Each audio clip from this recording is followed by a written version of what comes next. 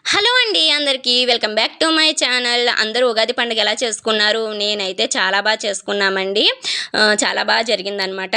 ఉగాది రోజు తీసిన వీడియో మేము ఎలా చేసుకున్నామో మీతో షేర్ చేసుకోవడానికి ఈ వీడియో అయితే తీసాము. యాక్చువల్లీ ఏ పండుగ అన్నా సరే పొద్దున్నే లెగిసిపోతానండి, కానీ ఈసారి మట్టికి లేట్గానే లెగిసాను. లెగిసేసరికి 6 అయిపోయింది. ఇంక ఇల్లంతా క్లీన్ చేసుకునేసరికి 7 అయ్యిందనమాట. ఇంకా నెమ్మదిగా పూజ, ఉగాది పచ్చడి చేసి పూజ అయితే చేసుకోవాలి ఇంట్లో. తర్వాత గుడికి వెళ్ళాలి. పంచాంగ శ్రవణం పెట్టుకున్నాను. టీవీలో పంచాంగ శ్రవణం వస్తుంది. పంచాంగ శ్రవణం పెట్టుకుని వింటూ పనులు చేసుకుంటున్నాను. ఇంకా ఫ్రెష్ అయ్యి ఉగాది పచ్చడి అయితే చెయ్యాలి. మామూలుగా అయితే ఉగాది పచ్చడికి కొత్త బట్టలు కట్టుకుంటారు చాలామంది, ప్రత్యేకంగా తీసుకుంటారు. మేమైతే పర్టికులర్గా ఏమి కొత్త బట్టలు తీసుకోమండి, ఇంట్లో ఉన్నాయి కట్టేసుకుంటాం. కానీ లక్కీగా నాకైతే ఈసారి ఒక సారీ పని అయిందనమాట. నాకు మ్యారేజ్ డేకి నా సారీ తీశారు. ఇది కట్టుకోలేదు, అప్పటి నుంచి ఉంది. బ్లౌజ్ అయితే కుట్టించుకుని పక్కన పెట్టాను. ఇంక ఈ సారీ అయితే కడదామని చెప్పి తీసుకున్నాను. జీవీ మాల్లో తీసుకున్నానండి. 1200 పడింది సారీ అయితేను. ఈ సారీకి ఈ బ్లౌజ్కి ఏం మ్యాచ్ అయిందో నాకైతే అర్థం కాలేదు. బట్ ఈయన బాగుంది తీసుకో అన్నారు, నేను తీసేసుకున్నాను అంతే. తీరా కట్టుకున్నాక పర్లేదు, ఇదండి లుక్ అయితే. కట్టుకున్నాక బాగానే ఉంది. ఇంకా ఉగాది పచ్చడి అయితే చెయ్యాలి. ఉగాది పచ్చడి చేసిన తర్వాత అది ఇంట్లో పూజ గదిలో, అలాగే దేవుడి దగ్గర, బాబా గారి దగ్గర, తులసి కోట దగ్గర పెట్టుకుని తర్వాత గుడికి అయితే వెళ్ళాలన్నమాట. మా సైడ్ గుళ్ళు, టెంపుల్స్ చాలా బాగుంటాయి. మీకు వీడియోలో చూపిస్తాను చూడండి. ఇంకో ఉగాది పచ్చడి స్టార్ట్ చేసేసాను చేయడం అయితేను. ఫస్ట్ అయితే బెల్లంతో స్టార్ట్ చేశానండి.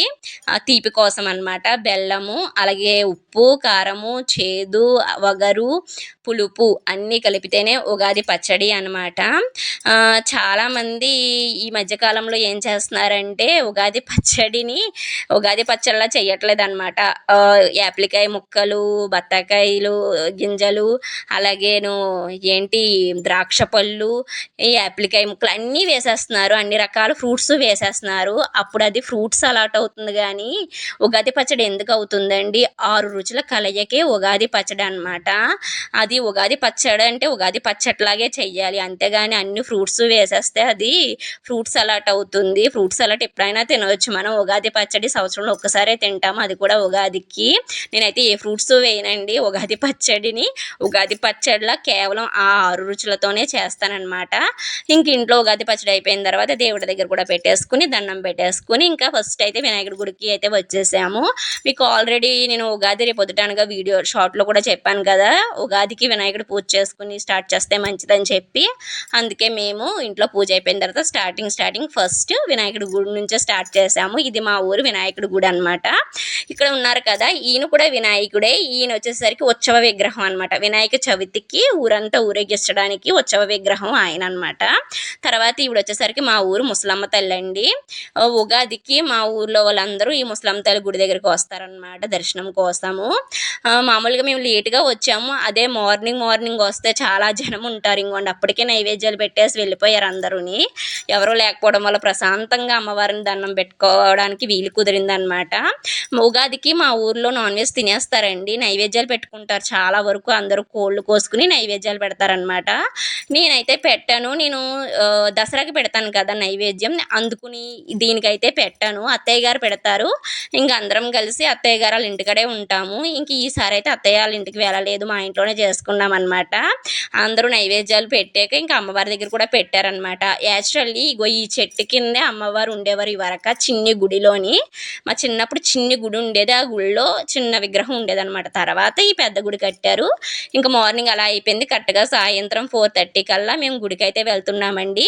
ఇల్లింద్రపారు అనమాట, మా ఊరు పక్కన ఉన్న ఇల్లింద్రపారు. అమ్మవారి దానమ్మ తల్లి గుడికి అయితే వెళ్తున్నాము.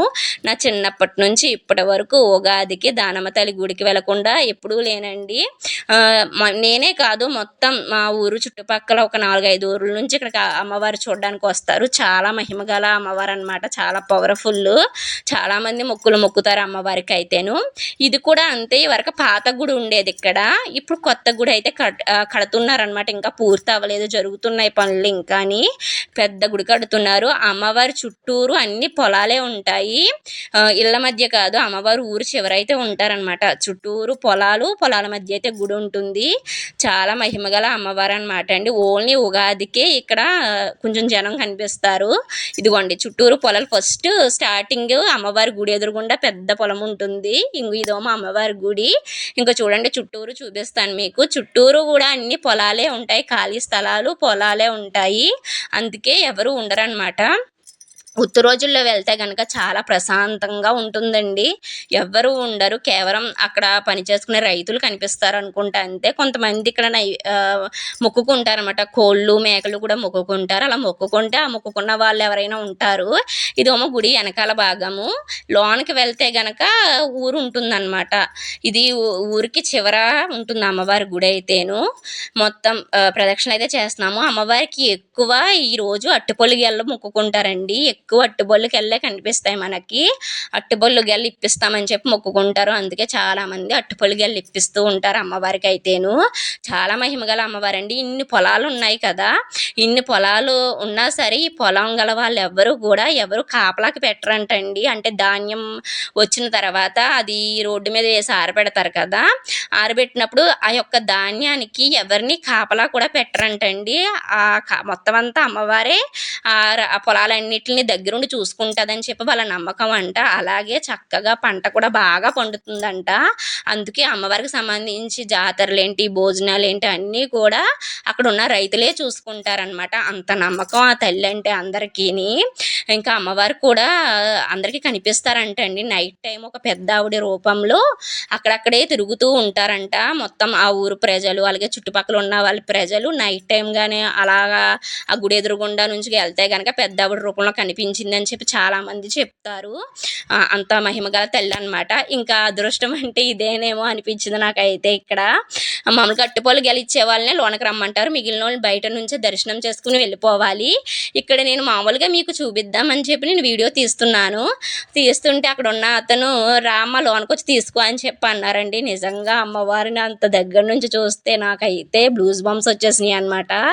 బాబోయ్ అని చెప్పి నాకైతే అసలు కళ్ళంటే నీళ్ళు వచ్చేసినాయి. అంత దగ్గర నుంచి చూసేసరికి ఆనందానికి హద్దు లేకుండా పోయింది నిజంగా. తర్వాత అక్కడ దండం పెట్టుకున్న తర్వాత ఇక్కడ కూడా ఈవిడ కూడా దానమ్మ తల్లి ఆలయమే అనమాట. కాకపోతే అక్కడ ఫస్ట్ అమ్మవారి గుడి అక్కడ వెలిసారు, తర్వాత ఈ గుడి కట్టారనమాట. అందుకే ఫస్ట్ అందరూ అక్కడికి వెళ్ళిపోయి అక్కడ దర్శనం చేసుకున్న తర్వాత ఇక్కడికైతే వస్తారండి.